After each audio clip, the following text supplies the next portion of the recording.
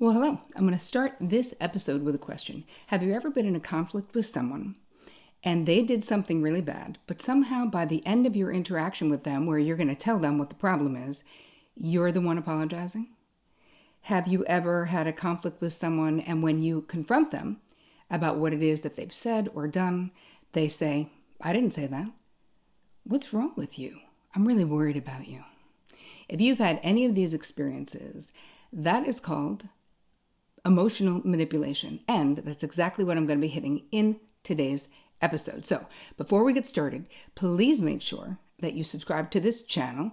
If you happen to just be here, but you don't know me, my name is Terri Cole. I'm a licensed psychotherapist, a relationship expert, and the author of Boundary Boss.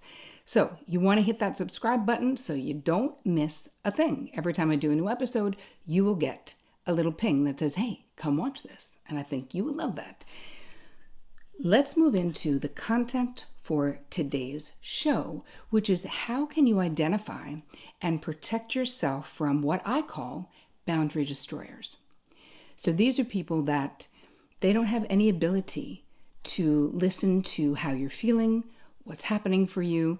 It seems like they don't really have a desire. I actually have a whole chapter in my Boundary Boss book about boundary destroyers.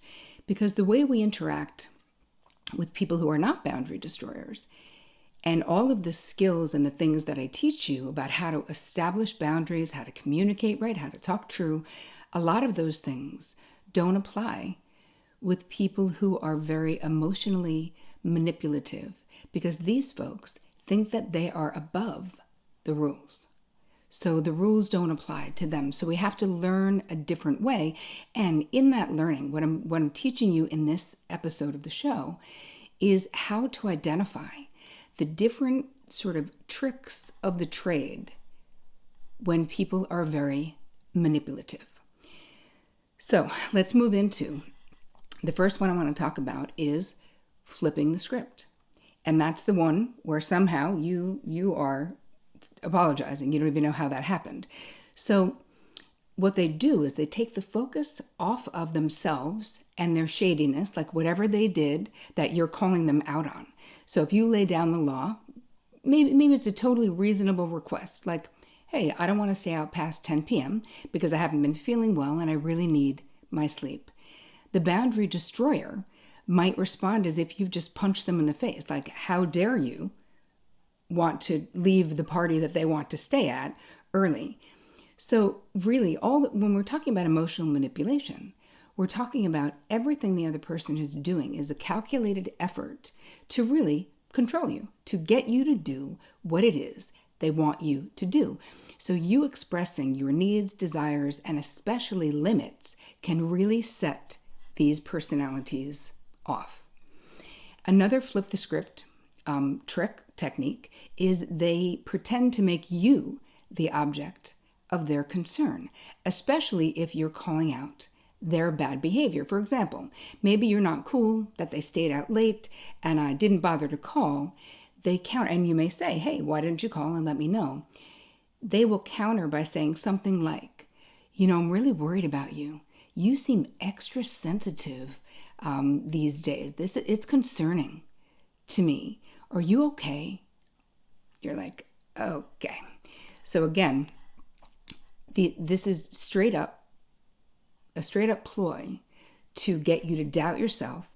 And it's really taking the focus off, right? When someone does that, you stop talking about what they did.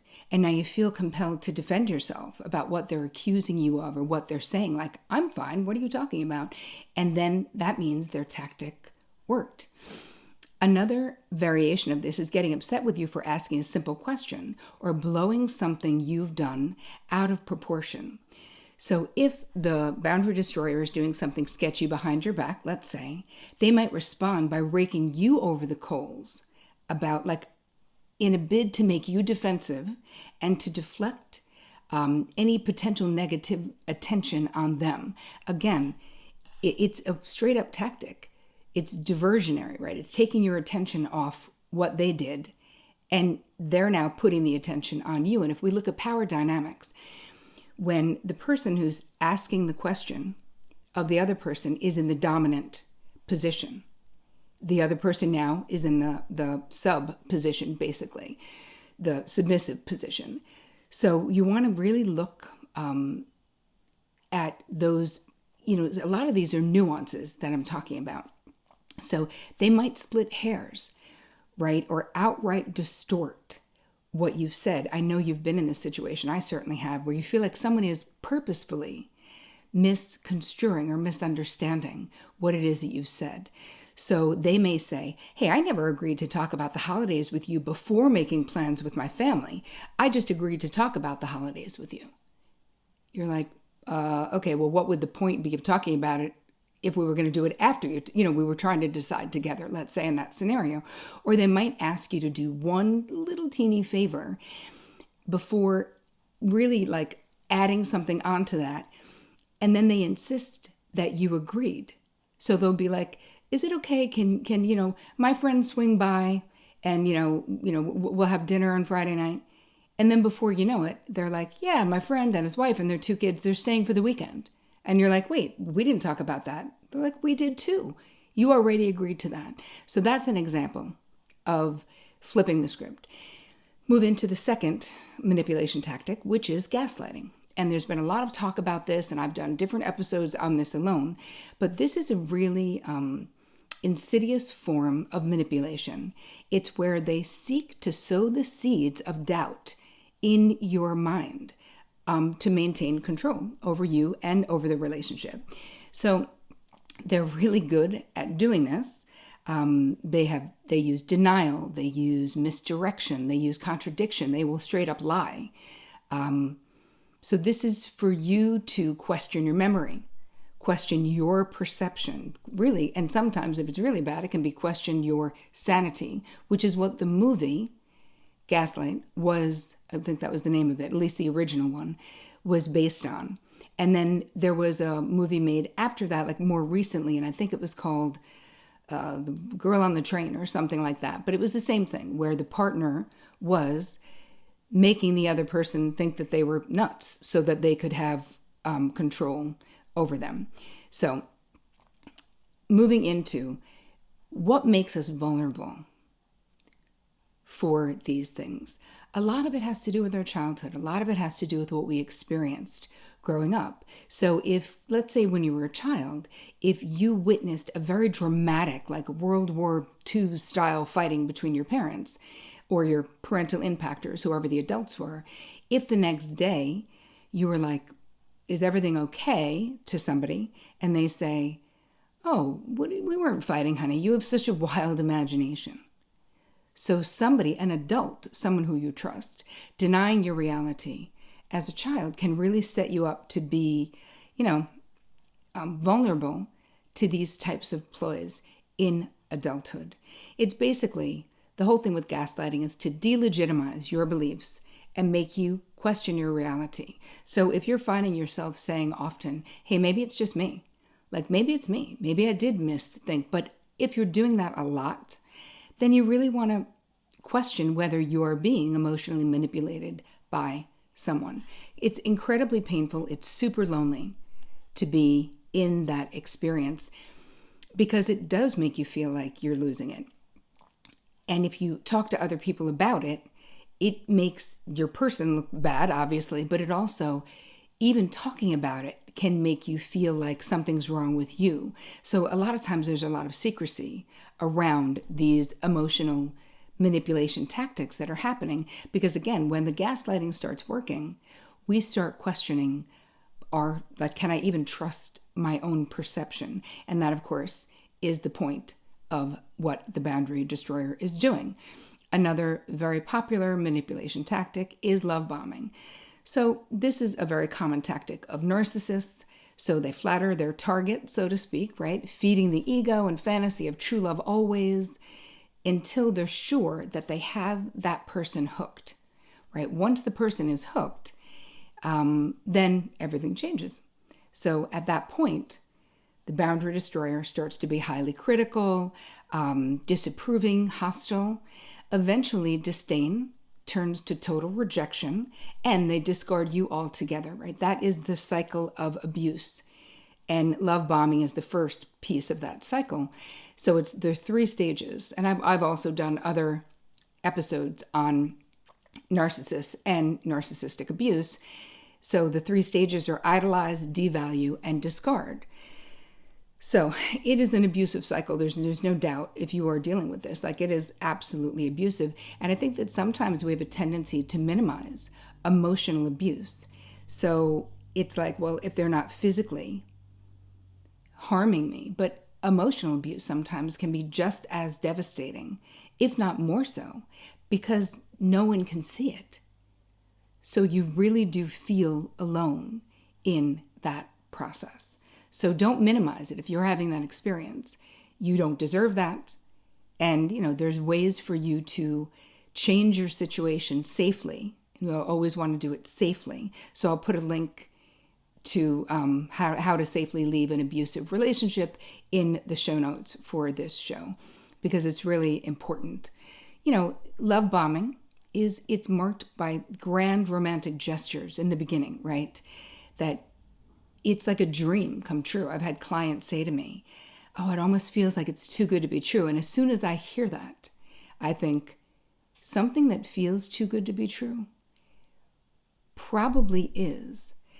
Because the thing with love bombing is that there's an accelerated timeline, right? It's the person's making future plans, but it's all accelerated. Like, you see them many times in a row and like over a 2-week period. So it's easy to fall into it, but that urgency, that's what I'm always looking for with clients. Is there sort of pressure for you to meet their people and for them to meet your family, and they're inviting you to a wedding that's like 7 months from now, and you're like, hi, we've been on 3 dates. Wow. It can be so overwhelming because you become so swept up in the romance of it all until you hit that wall, and then it goes into the second part of the abuse cycle. And listen, some people have asked me questions like, well, so if someone is like that, is it always love bombing? Of course not.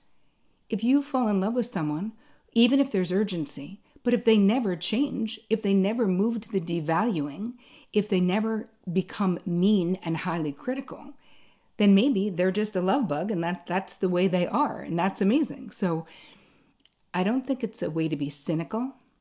It's a way to be mindful that it's okay for you to pump the brakes in relationships and to say, hey, I'm going to take this weekend and see my friends. And if you push back, especially if someone is actually a true blue narcissist, it will be very difficult for them to control their rage at you having the nerve to like mess up their process, So those are the top emotional manipulation techniques that I wanted to talk about, because I can't hit them all in here. But what you really want to think about for yourself, and I created a downloadable guide for you so you can actually look at this. You really want to figure out how to limit any harm that any relationship is doing to you. So that does mean setting limits. So this is a highly effective way of protecting yourself, stepping back, and it's more complicated when you do it with boundary destroyers. So we want to be very cautious in how we're approaching this.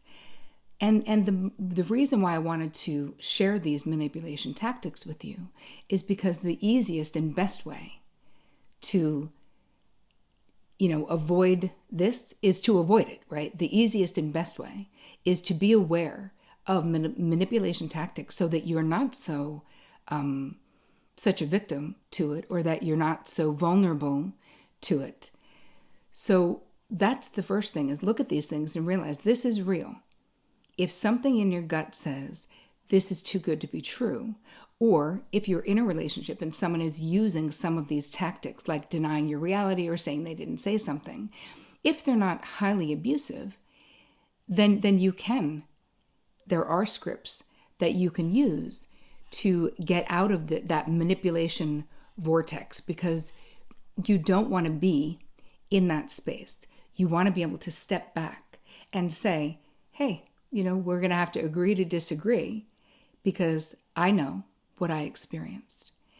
And if the person is not really abusive, they can. There's a possibility that they will respect the boundary that you draw. You have to really start trusting yourself, though.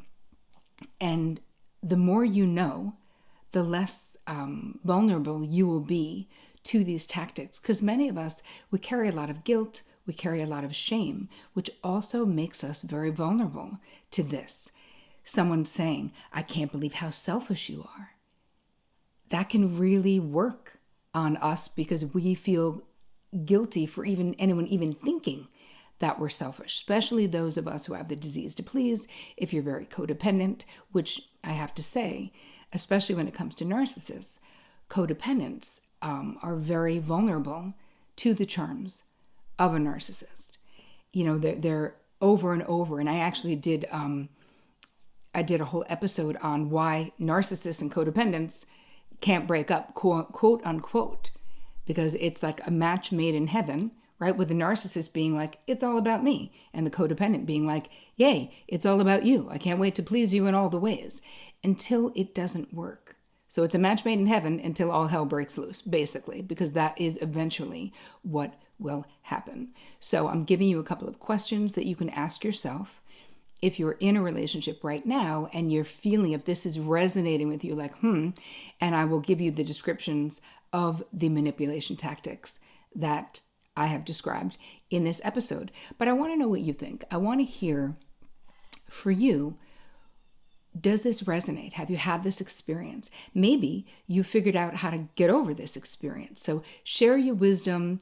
You know, I love to read all of your comments. I read them all.